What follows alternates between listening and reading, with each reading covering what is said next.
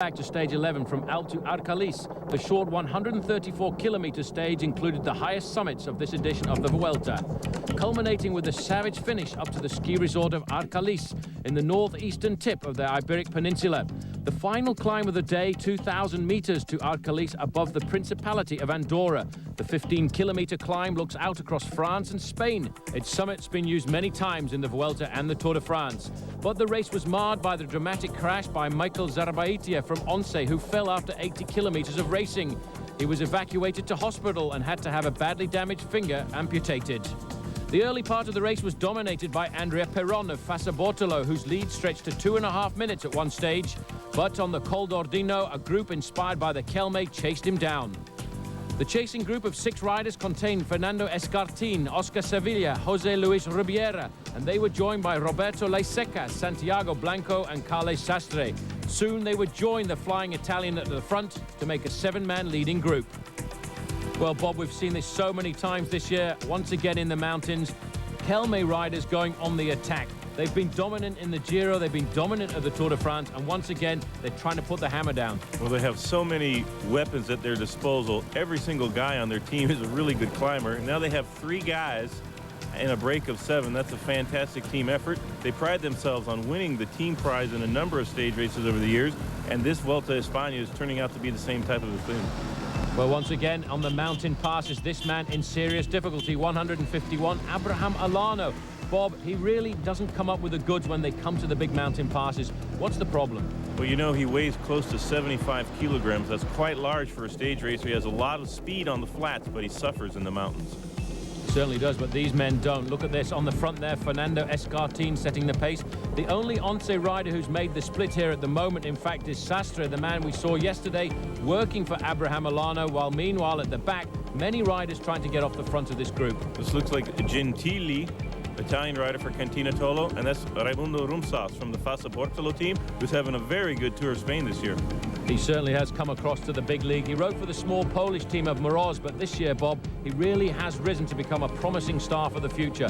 But these roads here through Andorra are very difficult indeed, as the leading group of 7 riders now goes over the summit of the Col d'Ordina, 1,980 meters, a fast descent into the valley across Andorra and then up to the ski resort of Arcalis, where in the past we've seen wins by riders like Olivier Rancon and of course Jan Ullrich, who went on to win the Tour de France when the race finished there in '97. Here's Olano, second on the general classification. He's still got to be considered a threat, but he's at the very back of this group, and when the group slows down, he's able to move to the front. When they speed up, however, he gets shelled off the back. He's having a very, very hard day. Well, Richard Viron, the Frenchman who's won the King of the Mountains title at the Tour de France on 5 separate occasions, adopting his usual tactic here, Bob, of getting out of the front, trying to get across to the leading group, but he's 2 minutes 15 seconds behind that group of 6 riders at the front of the race. That was a little sprint off the front of the main peloton for some King of the Mountain points. Richard Virenque loves to get in those jerseys, but right now he's racing the Once rider for those prizes right now. They're just slightly ahead of the peloton that's chasing up to the leaders as hard as they can. Well, what a remarkable view there, Bob, looking down into the valley of Andorra. This little principality straddling France and Spain, and certainly a very difficult place to ride a bike race. This is the leading group now, and you can see the risks that these bike riders take on the descents. The thin little tires there, going around these corners at warp speed, and you do not want to go on the wrong side of the barriers because it's a long way to the valley below. Well, Virenque is a great bike rider, Bob, but you know, sometimes you really do have to question his tactics. He's caught here at the moment in no man's land, about 15 or 20 seconds off the front of a large group containing all of the favorites, and he's making no headway on that group in front. It's hard to imagine why a professional, after almost 10 years in the sport, would continue to do rides like that, but maybe he just feels too good, needs to go out and show himself to the public. Well, if you want to win the Vuelta a España, Bob, you don't show yourself to the public, you ride a sensible tactical race. And that is what the Kelme squad are doing right now. The white jersey on the back there is Andrea Peron, the Italian, who's actually managed to catch up with the leading group, swelling it once again to 7 riders. But in that leading group, 3 riders from Kelme, Escartin, Ribiera and Sevilla. They may well be turning the tables of the Vuelta a España in their advantage. We'll take a very short break. Of the Vuelta a España, the big stage of this week, Alp to Arcalis, well above the city of Andorra. I'm Paul Sherwin, alongside me Bob Roll, and Bob, this is the turning point of the Vuelta. We're now in the town of Ordino, 18.5 kilometers to go to the finish. Great tactical move by Kelme. Kelme has been very, very aggressive in this stage. They sent 3 riders in a group of 7. They have an advantage. Here's Richard Virenque, the French rider on the Italian Polti team, trying to bridge across to the leaders. He's doing some good damage to their lead now, and they're catching some of the riders that have gotten away on the climb. Well, the amazing thing about Richard Virenque is he's actually only around about 25 seconds off the group behind, containing all of the big leaders. And in fact, Alex Zuller, after a difficult day yesterday, seems to have recovered because he's in the group with Abraham Milano, Santos Gonzalez, and of course, Jan Ullrich. But don't you think that this move here by Richard Virenque is going to cost him an awful lot of energy? That's a lot of energy, and that's another interesting point you bring up, Paul, is there's 3 Kelme riders in the break, but there's 4 guys that are just sitting on. One of them, Roberto Heras, who was attacking hard in the stages previously, has a really good shot they've been able to sit on, rest, and there you see him from the Escutel team, Heras, sitting on the Kelme train. They're doing all the work in this breakaway. That gives him an advantage in the final kilometers up to the finish. Another man who won't work too hard in this group was the Once rider there too, Sastre. This is the group of Richard Virenque trying to get across here at the moment. Virenque is 2 minutes and 20 seconds behind, but he is catching 1 or 2 riders who have been dropped by the leading group.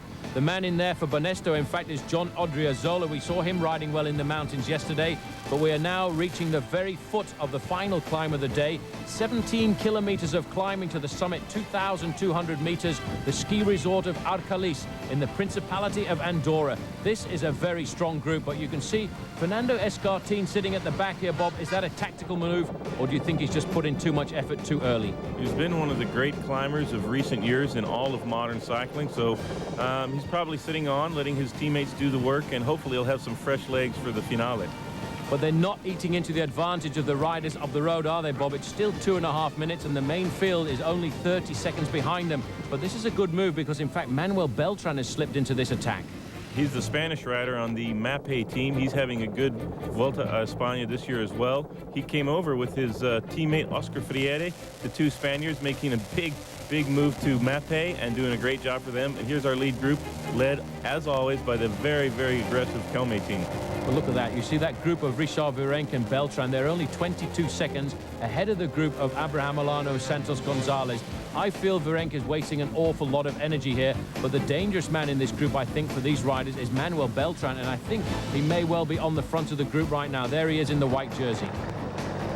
Looking back to the peloton, you can see the Once team doing some work there, trying to close the gap to these leaders. They're 2.5 minutes ahead, and to be honest, the peloton hasn't made that much progress closing the deficit. Only one team on the front of that main field, and that is the Once squad, trying to protect first and second place in the overall standings of Santos Gonzalez and Abraham Milano. But once again, coming into the big mountain stages when it's critical, we've got the Kelme riders on the attack. 3 riders in this leading group. They are doing serious damage today, Bob, aren't they? They're putting everybody under pressure. They are tasting blood. Kelme coming to the fore. They're pouring on the coals. They're really, really making this breakaway the most important one in the stage race so far. And here's Manuel Beltran having a great race himself, trying to close the gap. Finally, somebody's really been attacking from behind and trying to get back up to the leader. Well, he's left the group of Richard Virenque behind. This man certainly is going to be a super revelation over the next few years. We saw him ride a magnificent Tour de France this year and still on form. He's 11th overall at the moment, almost 5 minutes behind. But Bob, with so many big mountain stages to go, the Vuelta is far from over. It's been a wide open race so far. We've seen a lot of lead changes. Unlike the Tour de France in recent years, has been dominated by one single solitary rider and Lance Armstrong in the last couple. But the Vuelta a España has been a lot more aggressive, a lot more wide open racing, and it's a fantastic stage race so far. It certainly is, but this is a very large group together, but it will explode once we get onto the foot of the Arcalis. We'll take a short break. We're back. Very close now to the slopes of Arcalis, the big mountain stage of the Vuelta a España. Climbing to 2,200 meters on the attack, Fernando Escartin, Bob. This man has got the most unbelievable position in cycling, but it seems to work for him. It might be the least aerodynamic position in all of professional cycling, but he sure can go up the hills.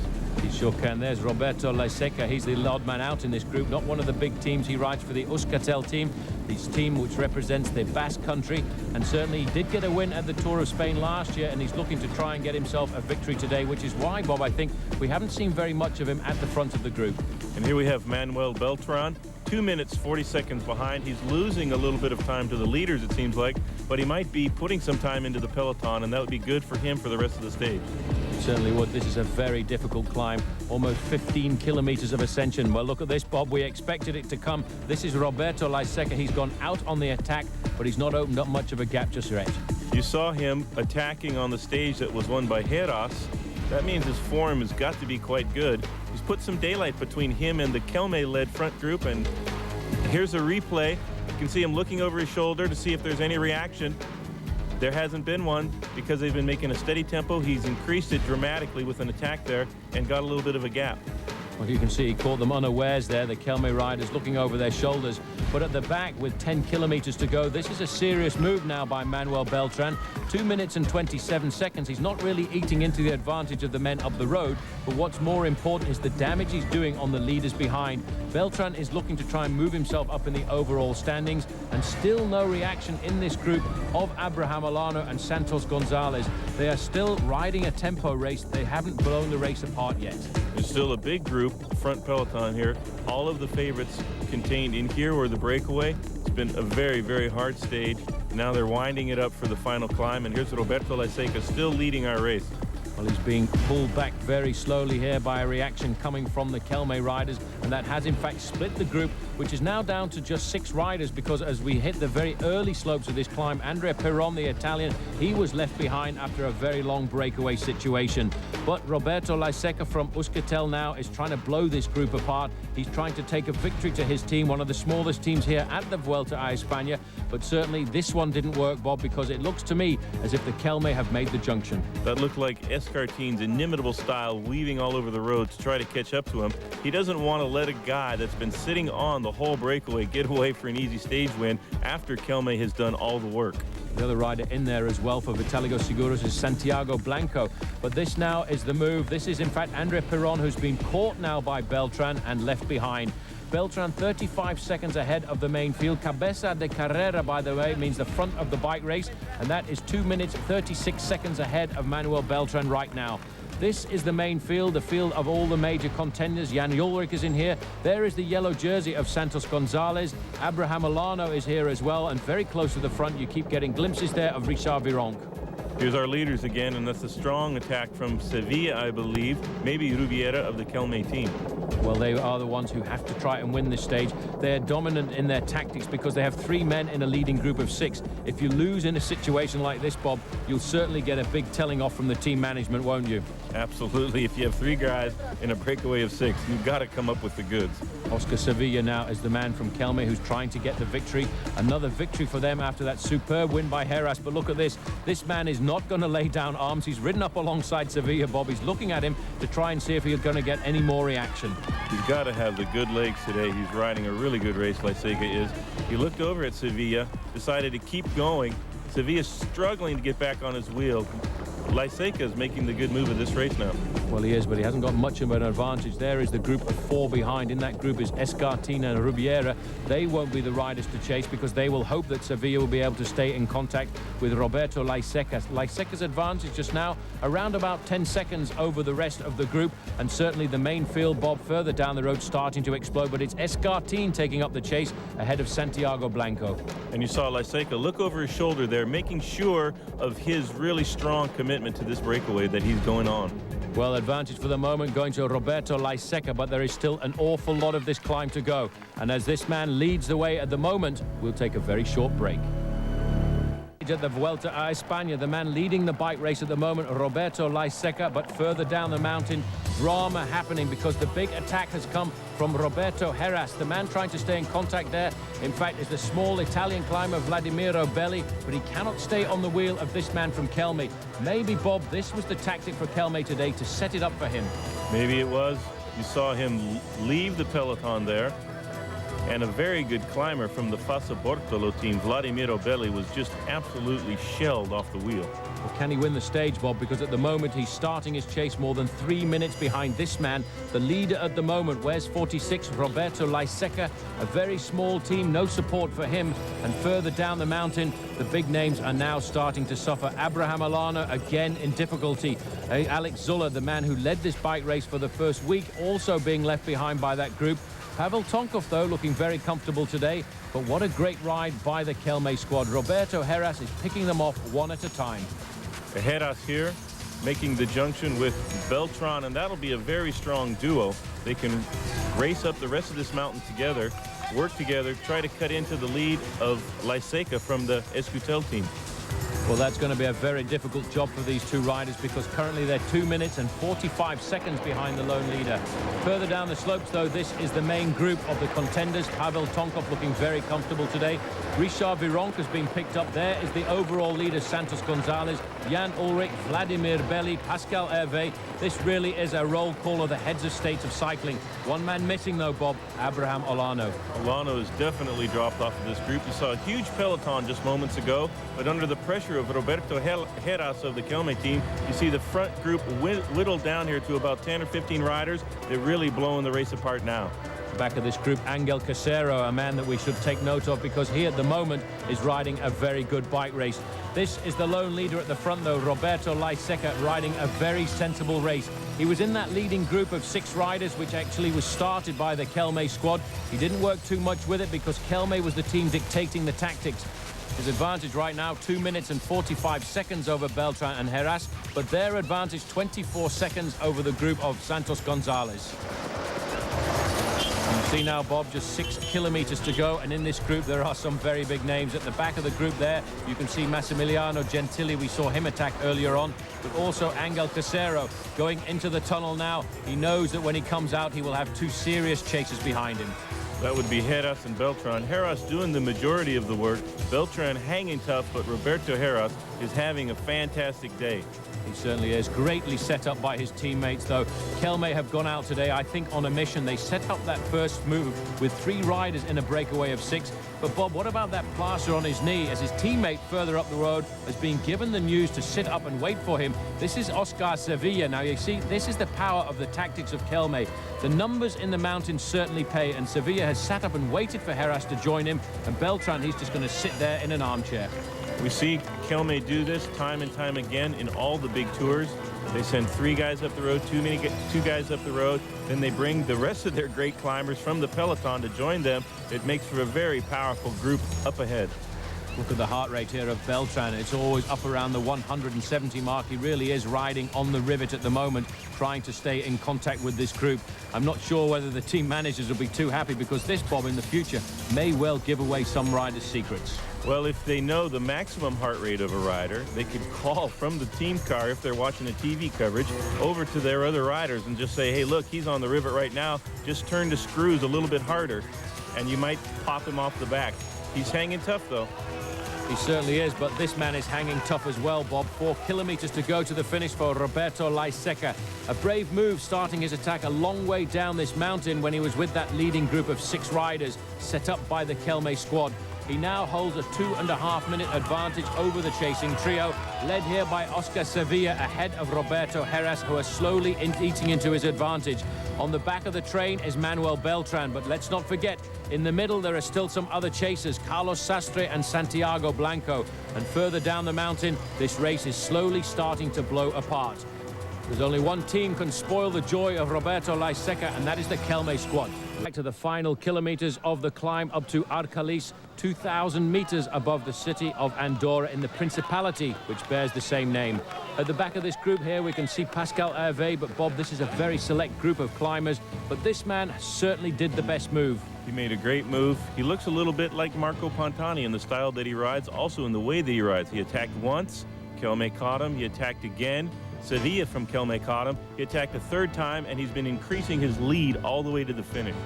Well, you know, this is a great ride by Lyseca because look at the time check there. It's still 2 minutes and 40 seconds over the trio. But for the first time now, we can see the pain on the face of the yellow jersey. Santos Gonzalez, mind you, in great company here, though, Bob, because he's riding alongside Jan Ullrich. Ullrich currently 4th in the overall standings. Santos Gonzalez, you got to hand it to this guy. He's making a very, very gallant defense of his leader's yellow jersey. Roberto Lyseca looking for the stage victory. He had a stage victory last year on stage 18 of the Vuelta a España. His time gap is coming down, though, 2:25 now to the group of Heras. 1:07 further back, though, is Ullrich and Gonzalez. Heras is climbing himself up high in the overall rankings. But what a job by his teammate, Bob. Oscar Sevilla is riding a great team race. He was on the breakaway all day. Now he's leading Heras up the climb. Here's Ullrich still staying with our race leader, Santos Gonzalez, and back up to our leader, Lyseca, really putting the hammer down. This is the tactics of the day. The Kelme squad have been perfect once again on the big mountain stages. Slowly, though, Bob, they are eating into that advantage of Lyseca. They're pulling him back centimeter by centimeter. And now this man has cracked. The leader of the bike race, Santos Gonzalez, look at the pain. He knows the yellow jersey is slipping away from his shoulders. Well, there, Ullrich has dropped him, and he is really suffering now. Well, Jan Ullrich knows this climb very well. He won a stage of the Tour de France here at the summit of Arcalis. 2 kilometers left to go to the summit, and the race is now starting to blow apart. We haven't seen anything at all of Abraham Olano, but the leader of the bike race, Santos Gonzalez, is in serious problems. Well, the pain and the fatigue of this bike race showing on the face of Santos Gonzalez, and that's Rolf Huser of the Festina team, a lowly rider on GC, just leaving him for dead. Now the change again. This is Escartin who's been caught by his teammate, and Escartin now is digging deep. Escartin, you see, wears 102. The team leadership here in this bike race, Bob, has been given to Roberto Heras. They are trying to pull back this man, and now look at his position. He's all over his machine looking for any last little bit of energy he can muster. He doesn't know what the gap is. He's so deep into his rhythm, trying to get to the finish line. He's just putting everything into the pedals. Well, this is great to see Escartin, because Escartin has always been a great leader for the Kelme squad, and today he's being a great worker. Jan Ullrich, though, is riding himself into the bike race, riding sensibly alongside Kamenzin. But this man, Bob, can he hold on? What's going through his mind? He's got 1 kilometer to go now. He's hoping that nobody is going to surprise him from behind, catching him. He's giving it everything he's got. He's going for a stage win. When he looks back, he's got a 2-minute lead. He can't see anybody, but he's still pouring on the coals. Well, in fact, his lead is not 2 minutes. It might be 2 minutes over Beltran and the other riders, but in fact, there is one rider in between. That is Carlos Saistre, and he is only 50 seconds behind. Now, Bob, he will be reading these banners every time he comes and counting away the minutes to his victory. It doesn't look like he's got it in the bag by any stretch of the imagination. He's still really pushing hard on the pedal. He's giving it everything he's got.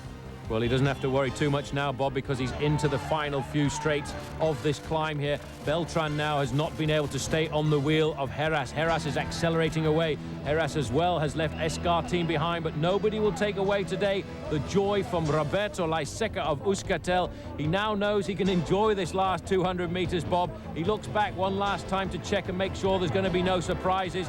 Victory salute, hands to the skies, and this man is going to take another victory at the Vuelta a España after the one that he garnered here last year at a mountaintop finish as well. A great win for the small Euskaltel team, but further drama happening down the mountain. That's Escartin being dropped by Heras and Beltran, and here we have Sastres coming in for second place, about 50 seconds down.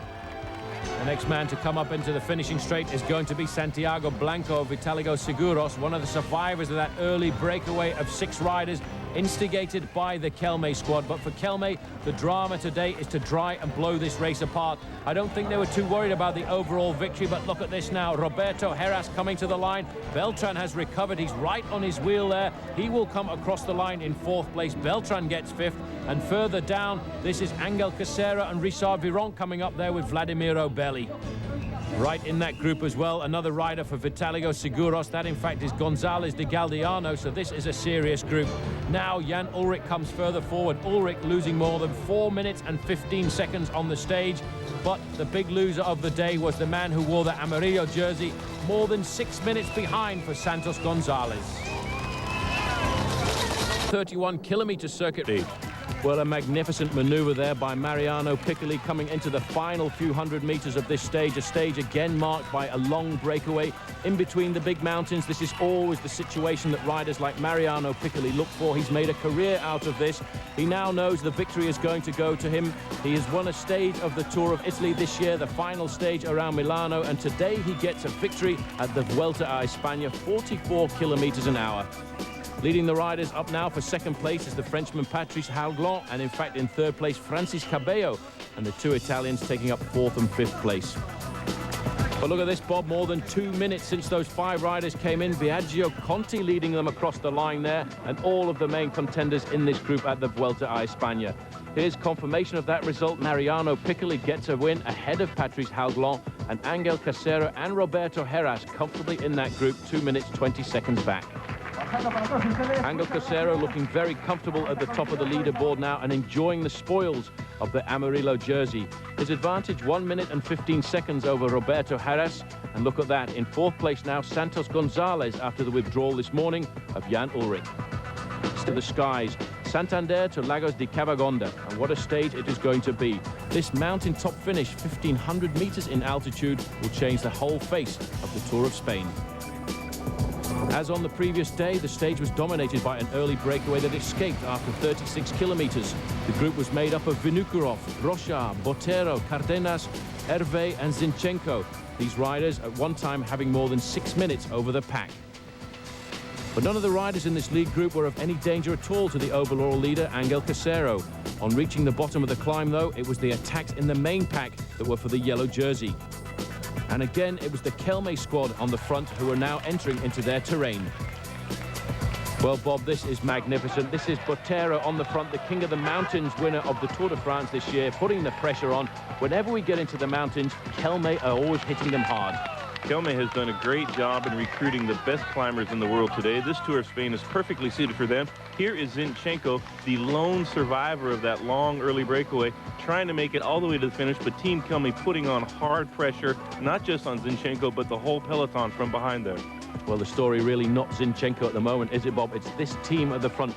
Kelme, we've seen them be aggressive in the 3 major tours this year, the Tour of Italy, the Tour de France, and here the Vuelta a España is their bike race. That was Vinokurov just going back there in the pink jersey. He was originally in the leading group of what was 16 riders, but now the action is here at the back. What they're trying to do as we head up to the finish in Covadonga is blow the race apart.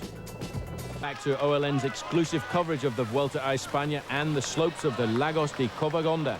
I'm Paul Schoen along with Bob Roll, and at the moment, Bob, what is happening is that leading group of riders is being caught one at a time. But the pressure is being put on here by the Kelme squad. The one man they want to crack is Angel Casero, and he seems to be in difficulty. That was Casero on the wheel of Roberto Heras. He is having a whole lot of trouble trying to stay on his wheel, and what we're watching right now is the war for the yellow jersey. Heras, 1:15 down to Casero at the start of the stage. He's opening up a gap on him. We'll just have to count it down to the finish. Well, this is a great performance, not really just by this man, Roberto Heras, by a whole team, though, Bob, isn't it? This is the man who started the day in the yellow jersey, Angel Casero. He is suffering like a dog right now, trying to keep himself in contention. Another man also losing ground here is Igor Gonzalez de Galdiano. But, Bob, what a ride. Beautiful ride by Heras. He's doing a great climb right now, and you can see the graphic there. The situation is 55 seconds ahead of the yellow jersey of this man, Angel Casero. He needs about another 20 seconds to take the jersey away from him by the end of the stage. Well, this is a magnificent performance by the whole of the Kelme squad, Bob. But this is what Heras is going to have to do for every one of the mountaintop finishes, isn't it? If he wants to win the bike race, he's not going to do it in the time trial. Most certainly will not do it in the time trials. He needs to get as much time as he can in these big mountain stages, and he's putting Gonzalez de Galdiano in serious difficulty right now. He's already caught up Cardenas. His teammate Cardenas was in this leading group. And this is the power, isn't it, Bob, of the Kelme squad. There always seems to be multiple riders at the front on these mountain stages. It's absolutely incredible. Cardenas was in the breakaway. They sent him back to wait for Heras so he could pace him away from this man right here. Bob, look at that time, 1:15, 1:14. That is the advantage that the man at the front needs to have if he's going to take the yellow jersey. Looking now at Andrei Zinchenko, a winner of 3 stages of the Vuelta last year. But what's important is this battle on the road. Look at that, Grupo Líder is actually coming back. He's digging deep into his reserves now, 1:06. The yellow jersey is still on his shoulders. He still has the yellow jersey for the moment, but you can see the power of Team Kelme. 2 guys in the front group chasing this man who was on the original breakaway, Zinchenko, who's having a very good ride himself today. Well, his ride is a solo ride, but this ride at the back here, Cardenas and Roberto Heras are trying to blow this race apart. Great move by those riders there. In this group, the rider in the white jersey, by the way, is the revelation, I feel, of the Vuelta a España this year. This is Raimundas Rumsas, the lone leader, fighting it away to the top of this climb. 2 kilometers left to go. But, Bob, this is going to be so very close as to whether or not Roberto Heras can actually get the yellow jersey at the bike race behind, because it seems to me that he's failing. Oh, look at this. 1 minute and 30 seconds. The yellow jersey now is slipping across to Roberto Heras. As long as Heras can keep that lead to the finish, he will take the yellow jersey, but there's plenty of fight left in Casero there. There certainly is. He's catching another rider who was in that early breakaway. In fact, this man here is Paulo Soler. He's a Spanish rider on the Italian Seiko team. He was in that early group at the start of the climb, but now he is being blown away by this man, Roberto Heras. Look at this. This is the time gap between Roberto Heras and the yellow jersey group, 1 minute 31 seconds. Here comes our stage winner. Beautiful ride by Zinchenko. Absolutely. He started the climb with an advantage. A bit of chaos, I think, there at the finish line. It always is at the top of these mountains, but not for Andrei Zinchenko. A win for him after 3 stage victories last year. Next man coming up, this is going to be Igor Pugaci. He rides for Seiko, but look at that right on his tail, Bob. There is Roberto Heras. This man has done a storming ride. 3rd across the line. Now we have to watch as the clock ticks by. This man is a great climber and certainly a man for the future. Angel Casero coming up to the line now with the Amarillo jersey, looking very precarious on his shoulders, Bob. The clock has to stop at 2 minutes 14 seconds if he's going to stay in the lead. As he comes across the line, it is exactly 2 minutes and 14 seconds. Well, that is remarkable. The overall official results afterwards, though, turns out that Angel Casero crossed the line 2 minutes 15 seconds behind the winner and 1 minute 15 seconds behind Roberto Heras. He, in fact, was presented with the Amarillo jersey on the podium, but when the judges counted back to the time trial stages, they gave their lead to Roberto Heras by hundredths of a second. The drama continues at the Vuelta a España. Coming up next, the Spanish national title. He's in 4th position right now. Gentili's leading them in, but Gianni Farazin, Bob, is ideally positioned. Gianni Farazin looks to be right there in the right spot. He can see the finish. He's got his main rival, Gentili, leading it out. And there he goes on the right side of the road. Well, Farazin is attacked. He's going down that barrier there, keeping very close. But Galdiano moving up down the outside now. And there, Pascal Hervé right into his slipstream. The Spanish champion is in the middle of the road, and he may well have just caught them all napping here, Bob, because this is going to be a great win for the Spaniard. He's going to lead them across the line. Hervé makes a comeback there. No chance at all. First man across the line is González de Galdiano, just ahead of Pascal Hervé. And Farazin, the fastest man in the group, coming across the line in 5th place. Here's a big field sprint. Now they're still contesting the points jerseys, and there's Giovanni Lombardi, you can see on the left side of your screen, trying to come around, but he doesn't really have the legs these days. He certainly doesn't. The man coming through the middle, though, is Jans Varada. He's got the legs, lunges at the line, 1st place across the line there for Varada. That will be 7th place on the stage. Well, confirmation of that great win by González de Galdiano ahead of Pascal Hervé and John Odriozola. Roberto Heras and Angel Casero locked together on equal time in the overall standing. Stage 16 was expected to clarify the leaderboard. Welcome back. I'm Paul Show, and alongside me, Bob Roll. And now the race is facing up to one of the most savage climbs of this edition of La Vuelta. The 1,500-meter Alto de Angliru, which the stage reaches after 166 kilometers of riding. The ascent of Angliru was preceded by 2 first-category climbs. But once again, it was the early part of the stage, seeing 13 riders. No danger at all in the overall standings, build up a huge advantage. In this group, though, the danger man was Gilberto Simoni, the great Italian climber, Jan Ruska, Laurent Brochard, the former world champion, Thomas Brogina, and a couple of very good sprinters as well, just hoping to get an advantage before the big climb of the day, Giovanni Lombardi and Alessandro Petacci. But it was the magnificent work done by the Kelme squad in the main pack behind that put all of the serious challenges in difficulty. On the penultimate climb of the stage, Alto de Cordiale, they'd blown Olano out of the group. Even Igor González de Galdiano, 3rd overall, was put under pressure and unable to stay in the group.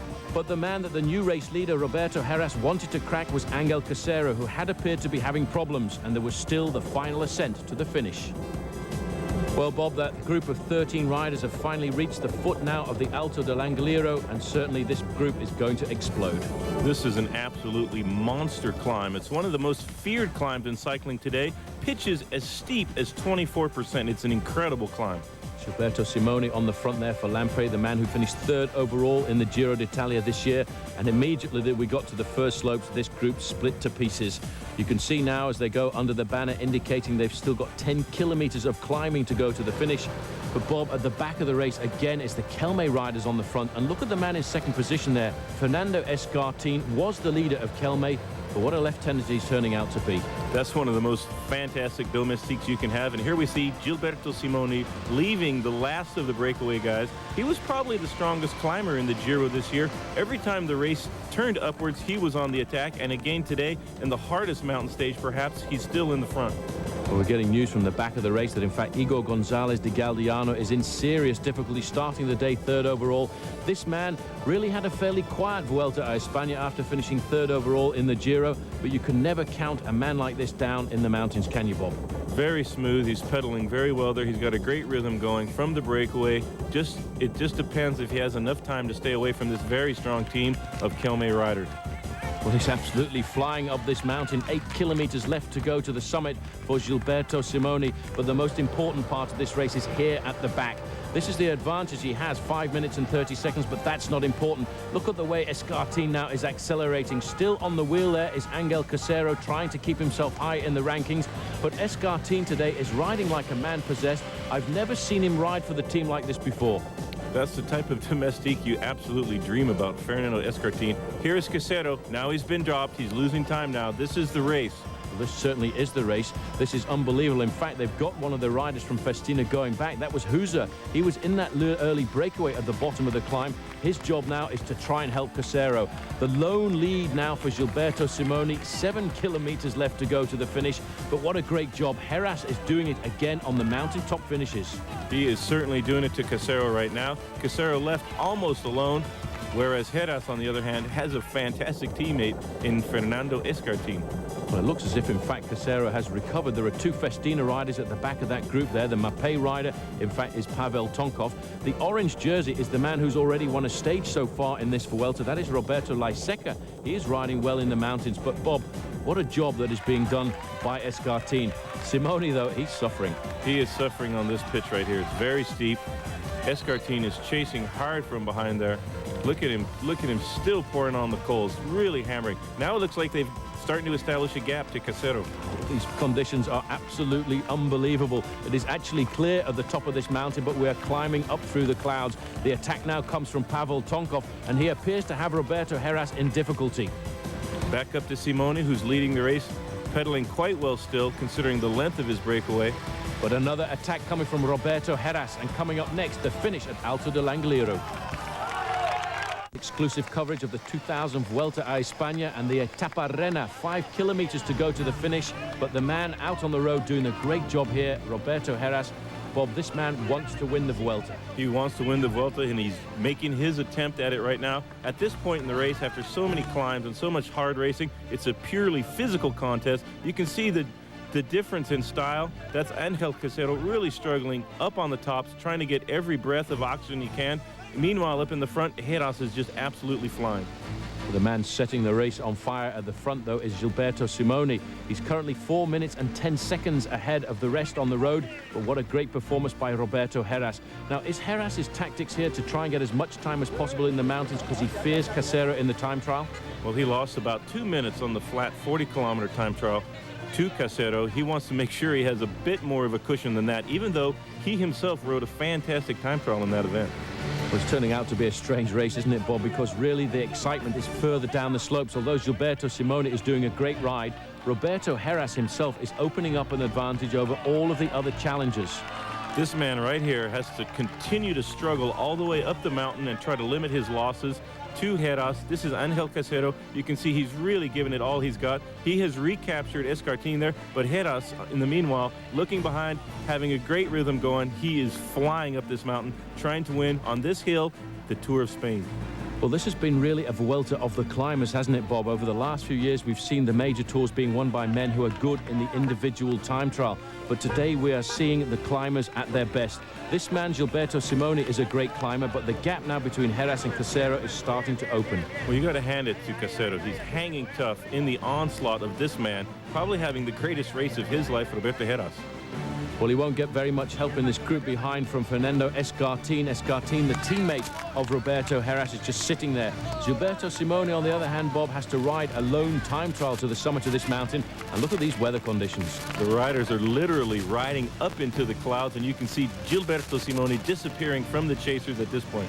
Just 3 kilometers left to go for the Italian. For him, it's just a question of survival. Although down the slopes, Roberto Heras is doing an incredible job of ripping this race to pieces. The one man that he really does want to distance himself from is this man, Angel Casero. Casero in a small group of 3 riders now. 1.5 minutes is the time difference between him and Roberto Heras. The gap is increasing. It most certainly is increasing. Paul, look at the clock in the left-hand corner of the screen. The time keeps going up. Heras is putting paid to the hopes of everyone in this field, besides perhaps Tonkov and Casero.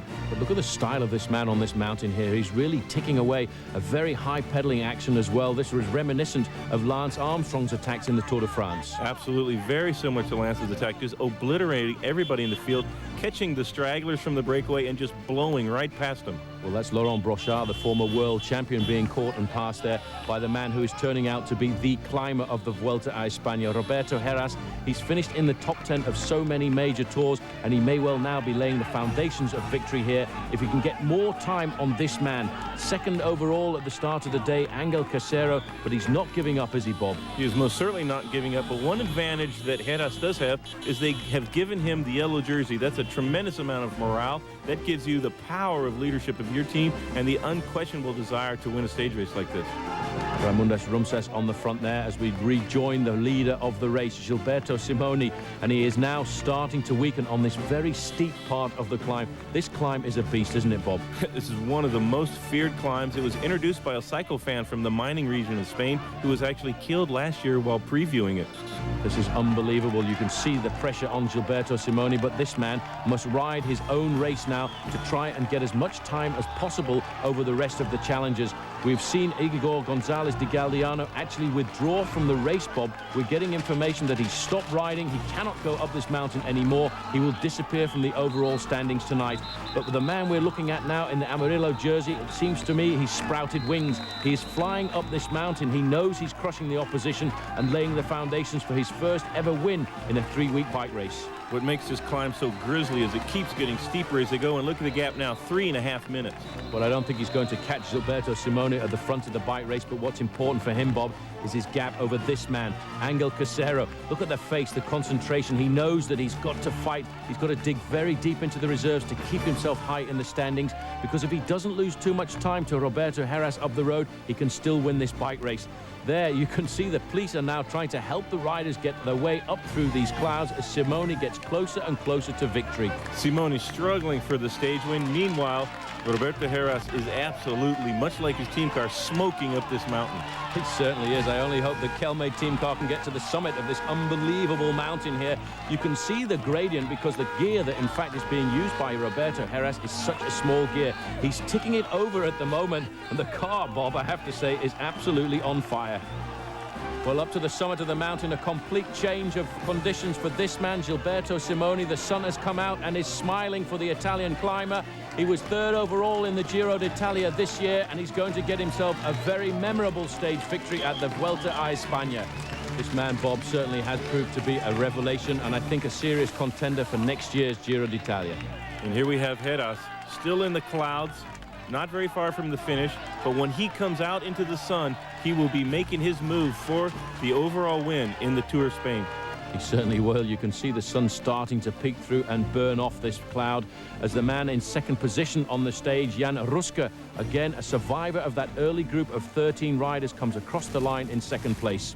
And here he is. Here comes Heras down the very few final meters of this stage. Third place on the stage for him, Bob, but the most important thing for him is where is Angel Casero. He's taken the race by the horns this afternoon and he has blown everybody apart. A little bit of confusion there as he comes across the line, 2:58 down, but for him, what matters is where is Angel Casero. Paul, that's what stage racing is all about, the day-to-day grim battle for the yellow jersey. Well, a bit of difficulty there negotiating the final few meters for Richard Biron, but difficulty also negotiating the time clock for Angel Casero, losing almost 4 minutes on Roberto Heras. Gilberto Simoni, the winner of the stage, ahead of Jan Ruska by that great performance of Roberto Heras in third place. Casero 6:39 back. But the big mountaintop finish was too much for Igor Gonzalez. Paul Schoen along with Bob Roll, and Bob, once again the Kelme riders completely controlling the pack. And the man on the attack from Venesto here is Garcia Acosta, a winner this year of a magnificent stage at the Tour de France on the 14th of July, and he's splitting this group apart. He is attacking hard from the breakaway. He did make a fantastic effort in the Tour to win a stage. He might be doing the same right now. This is a very hard stage. There's 2 second category climbs, a first category climb, a couple of third category climbs. That's a very, very difficult at the end of a long stage race like this. Brutal, brutal race. Well, this race does have a sting in the tail because there's a mountaintop finish with just 1 day to go before the race heads down into Madrid on Sunday. But this man here, Garcia Acosta, now is trying to get himself a stage victory in the Vuelta a España after his win at the Tour de France earlier this year. A great move by him. 24 seconds is his advantage over a group now containing Roberto Heras, already a stage winner here at the Vuelta this year. This is Heras trying to pull himself back up in the overall standings and possibly, Bob, get himself another stage victory. It's a beautiful effort by Heras to come out of the peloton, chase through the breakaway, and come close within about 30 seconds of Garcia Acosta. But he is making a fantastic effort. He's going very well here. He certainly is. This is very similar to the move he made on the 14th of July in the Tour de France, taking the glory away from the French. He's approaching now the summit of the Alto de Portillo. Further down the slopes, Roberto Heras is about to catch Cristian Moreni, the early leader of the Giro d'Italia this year. Del Olmo and Heras making fantastic progress, working together on this long climb, cutting into the lead of Garcia Acosta, who's going over the King of the Mountain, the top of the Cat 1 climb, solo by himself there. Well, he's a big, strong bike rider. All he has to do now is take some risks on this descent, which, Bob, is a very technical and difficult descent. These are the three chasers now who've joined Cristian Moreni, and they really are not too far behind him at all. I made it around about 20 seconds. We'll get the official time gap over the summit. It's just down to 18 seconds just now. It may well all come together on the descent. I have raced this climb before and the descent, and I nearly went into the forest. I was saved by Thomas Wegmuller just because I crashed into him and straightened up my bike. But it's a very tight and treacherous descent. Bad pavement, twisty and turny, very sketchy. The remnants of that early breakaway there, almost 1 minute behind Garcia Acosta. But Bob, look at this. This is the group of the yellow jersey, and they've really closed down the gap on that climb. It must have been a very difficult climb because it's coming together kind of like a mountain stage. There's groups all over the place, very attacking. You saw the line of riders all in single file there over the top of the climb. They must have only just split up because, in fact, none of the team cars are behind these groups at the moment. The only car that was in there with the yellow jersey group was the neutral service vehicle. Garcia Acosta from Banesto is still in the lead, but I tell you one thing, I'm fairly certain now that he's going to get caught on the descent by those three chasers. It's very hard for a lone rider to stay out in the front, especially in a long breakaway like this by himself, when he's being chased by three guys. These three guys, Del Olmo, Heras and Moreni. Moreni taking the back seat at the moment because he realizes there are two very strong teammates working together. You see the signs there from those teammates. They were trying to get him to come forward and work with them. That was Heras signaling to Moreni to please come through, or they might not catch this man if he doesn't help out, in which case none of them would win the stage. 1 minute and 18 seconds back to the main field. The main field now containing the Amarillo jersey of Roberto Heras. What a great job, though, by Kelme. On the front of the main field, all we've seen are the lime green and white jerseys of this team, which is turning out to be one of the teams of the season.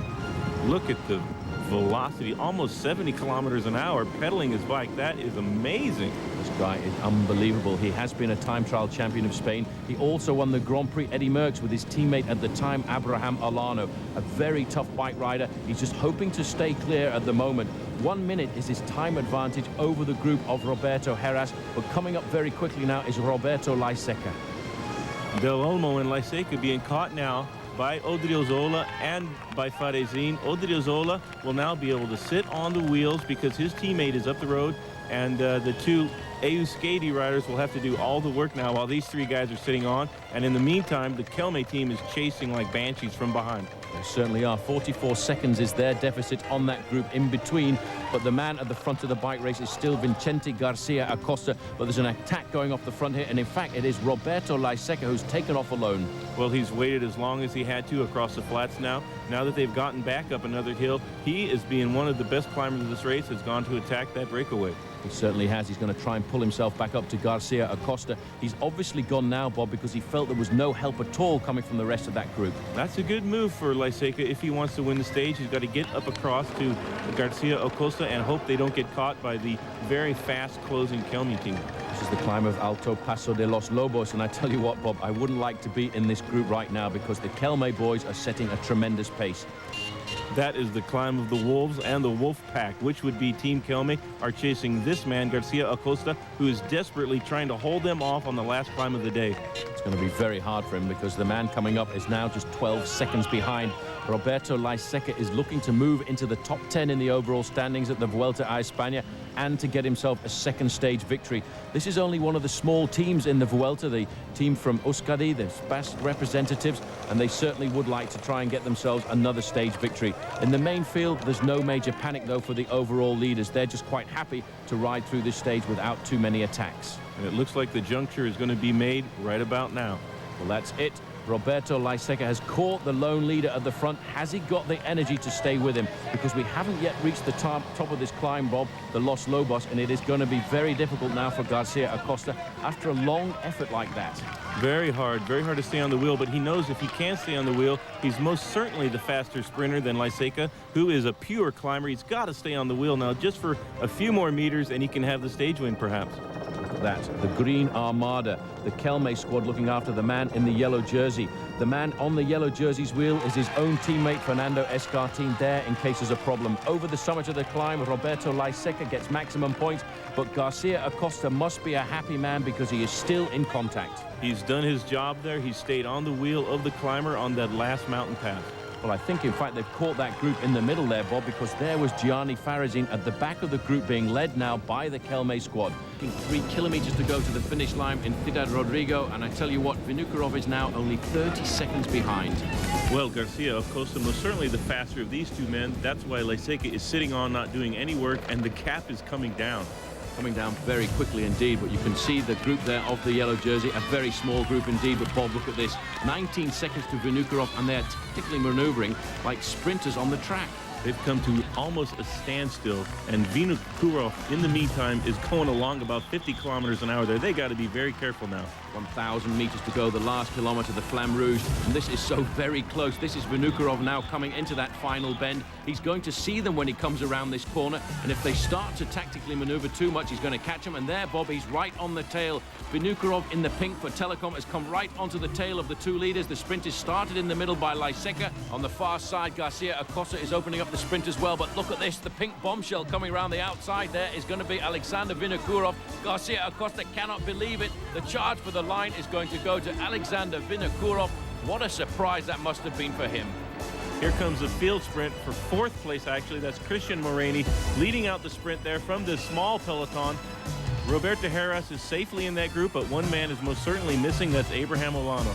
A very difficult Vuelta a España for Abraham Olano, again losing time. But what a strange win it was today for Alexander Vinokurov. I'll bet he didn't count on that with 5Ks to go. The overall standing still looks like this. Roberto Heras ahead of Angel Casero and Pavel Tonkov in third.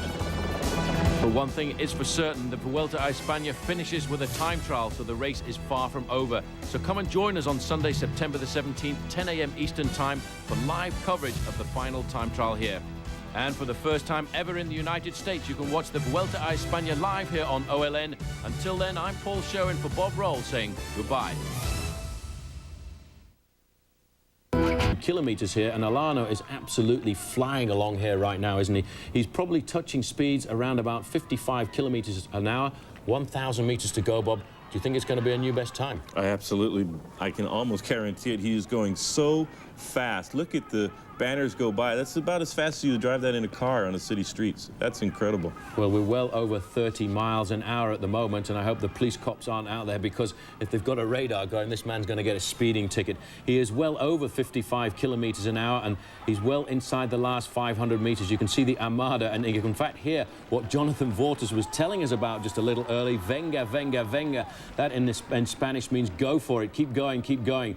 And they're really pushing him to the line. The time to beat is 46:31 of Sergei Honchar, and I think he's just going to go very close to that, because this is a long straight. It always is deceptive when we look at it through the camera, because it foreshortens the distance in the telephoto lens. Olano now is pushing the time of Honchar, 46:31. It may well be a new best time, but it's going to be very close on the line. In fact, it's ticking slowly by for Abraham Olano. He's looking for that line, and he has just done it, Bob. 46 minutes, 27 seconds, just 3 seconds faster. I thought he was going to lose it there the last few meters. He barely got under the time of Gonchar. Well, that was absolutely remarkable. We have a new leader here in the final time trial of the Vuelta a España. It is Abraham Olano, the man who in 2 weeks' time you'll be able to see at the Olympic Games riding the individual time trial for the gold medal there. We'll take a very short break. From right edge of the Vuelta a España as we look at the magnificent backdrop of the city of Madrid, and looking here at one of the riders from Festina coming up to the line, and I would think this is probably going to be Fabian Yecker, but it's not. It's Garcia Casas. And the time, the beat, is 46 minutes and 27 seconds by Abraham Olano. And Jonathan, you were thinking that time might not stand. No, I don't think the time of Olano will stand. I think, Casero and Gonzalez will have a greater motivation because they're going for the general classification. Even though Olano is focused on the stage win, it's never quite the same motivation as when you're in it for the GC. This is amazing. This guy just came across with the 7th fastest time on a normal bike. Well, that is rather strange. It may well be that he had an accident out on the course because the riders may well change from one machine to the other. But still, out on the course, we've just had a new best time at the first time check.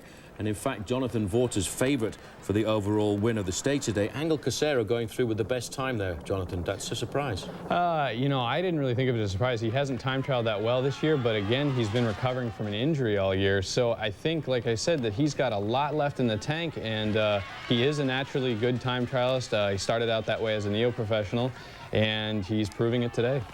You also mentioned about the difference between riding the first time trial in a big stage stage race like this and the final one as well. The riders don't have the same motivation, do they? Well, they don't have the same motivation, and they don't have the same legs. Guys who recover better over a 3-week period tend to have fresher legs. A lot of times climbers will do really well at the end of the stage race because they haven't had to expend themselves as much on every single little climb as some of the time trialists. So they hit it with fresher legs and are able to do really remarkable flat time trials.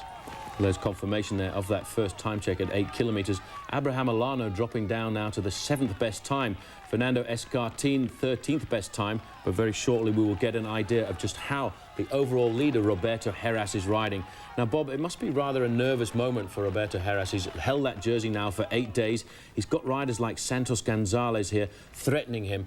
He must be a little worried, even though he is 4.5 minutes in the lead. Well, you saw the look on his face in the starting house. He looked really, really nervous, more nervous than I've seen him throughout the whole stage race. It's been Kelme's dream to win a major tour ever since they started many, many years ago, and they've thrown tons of money at that team over the years. This is their chance. They realize it, and all the weight of the whole world is on the shoulders of Roberto Heras. That can work to his advantage if he keeps it together, uses it to motivate himself. Also, he could crack in a big way and lose a lot of time on a course like this, too, especially a guy like Angel Casero.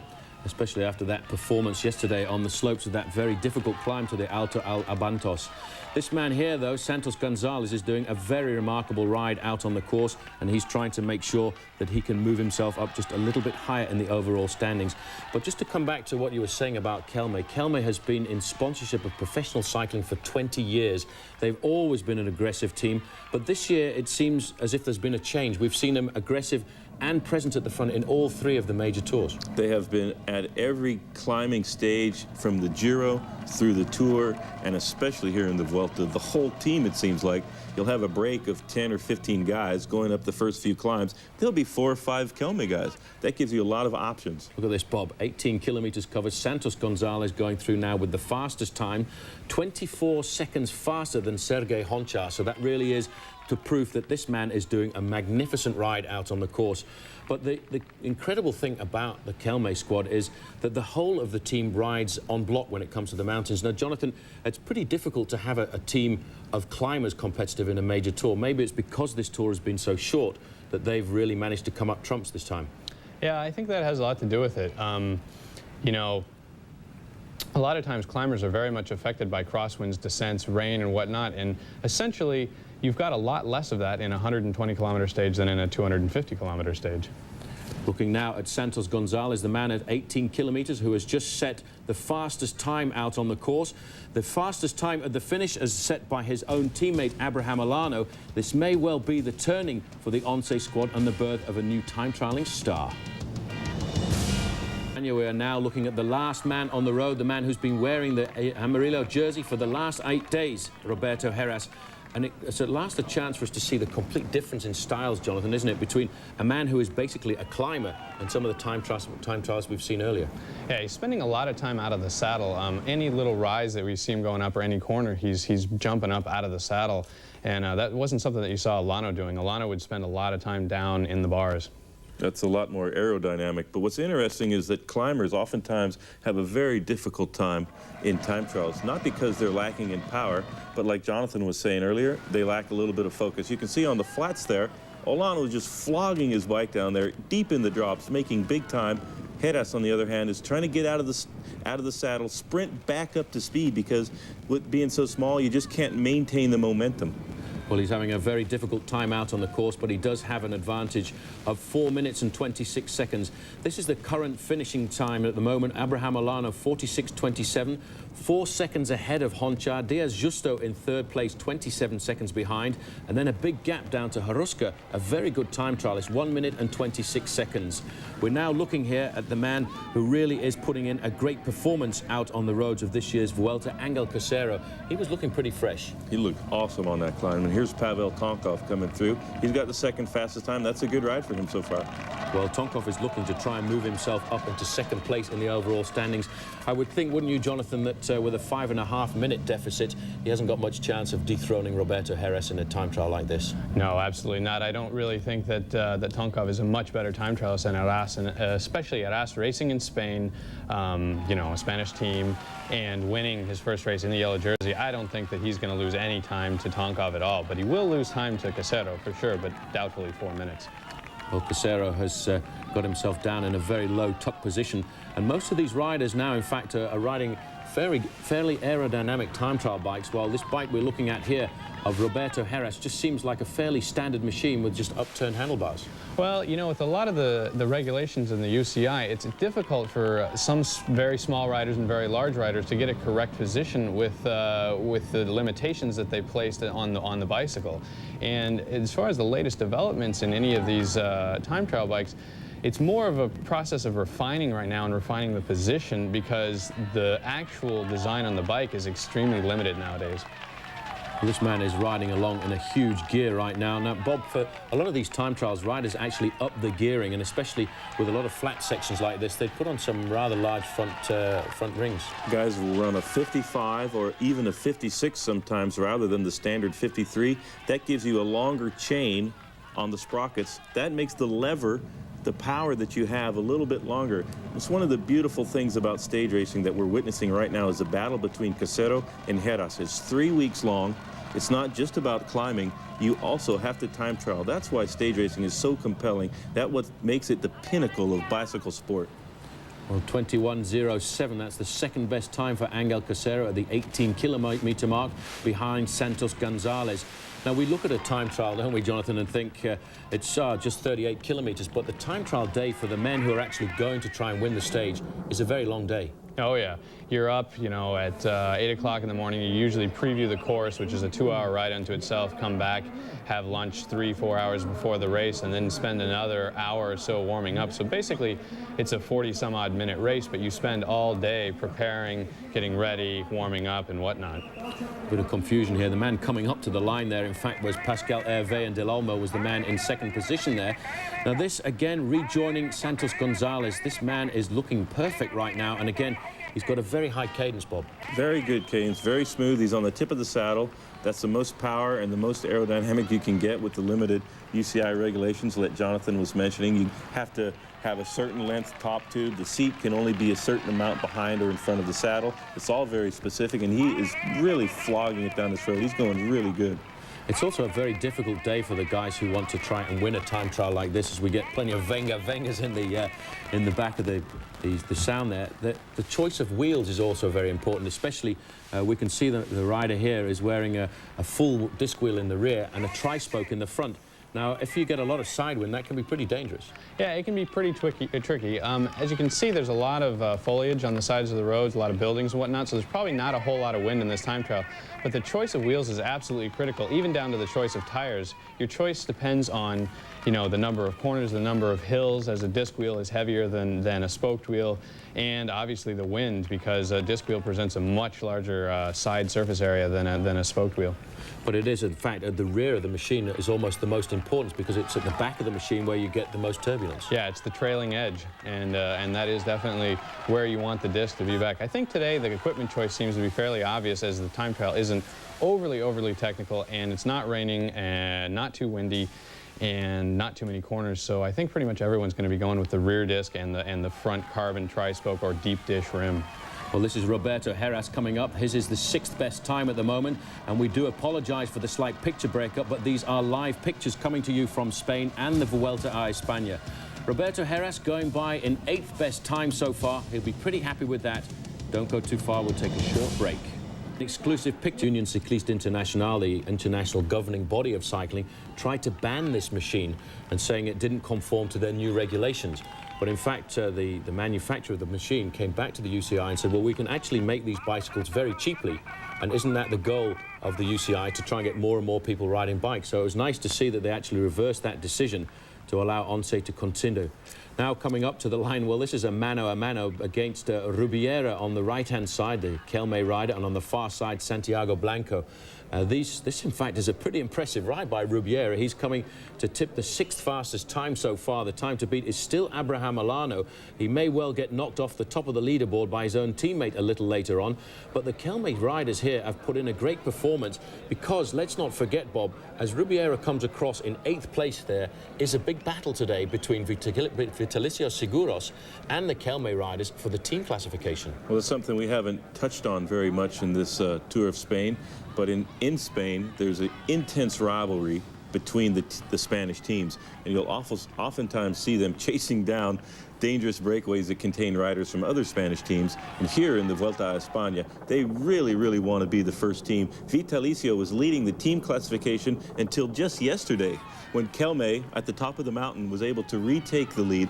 Vitalicio, generally speaking, has better time trialists, but Kelme is really putting in a fantastic team effort here. Well, it is such an important thing and a question of national pride here in Spain for a Spanish team to be the best team in their own major tour, the Vuelta a España. This man here is starting to adopt a certain laboured style. As you can see, the top half of his body starting to roll a little bit as we go back to the last man on the course. And he really is, Bob, riding the time trial of his life, wearing 101, the leader of the Kelme squad, out there 6th fastest at the first time check. He must be pretty happy with that because, as you said, they'll be getting a lot of feedback from the team managers because all of these riders will actually have radio communication on board, so they'll know just exactly where they are in the current standings as we watch them. That is a fantastic ride by Roberto Heras, and it's in an event that perhaps even in the Tour de France of just a few weeks ago, you would never expect him to see riding that well. That is the power of the leader's jersey and the dream of the Kelme squad. He is putting in an incredible ride, probably the ride of his life today, even though he's already had a number of those throughout the stage race.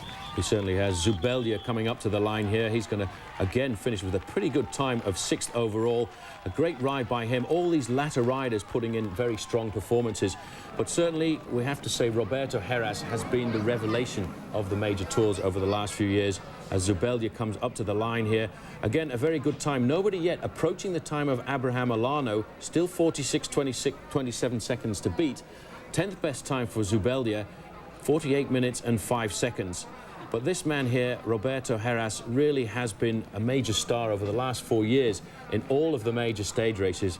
We'll take a little bit closer look at the magnificent performance of this man, who this year at the Tour de France was a great line. Now, Bob, this is remarkable. This man is going to finish inside the top 10, 9th overall in the day's stage, 47.25, losing 2 minutes to Santos Gonzalez. But for him, the important thing is he's gone out over 38 kilometres, pulled himself inside out, and he's going to run out the overall winner of this year's Vuelta a España. Well, the break and hopefully come back soon. Time trial is also remarkable. Here is the final overall standings of the Vuelta Ciclista a España for this year. Roberto Heras winning by 2 minutes and 33 seconds from Angel Casero.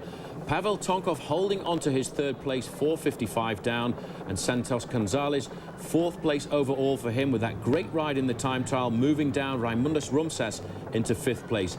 That certainly was a lot closer time trial than I was expecting it to be, Bob. It was a very close time trial, and I want to say that Roberto Heras, even though he won the Vuelta a España there, it was not easy. He was dead when he arrived at the finish line. He never even got a chance to celebrate yet. He couldn't even put his hands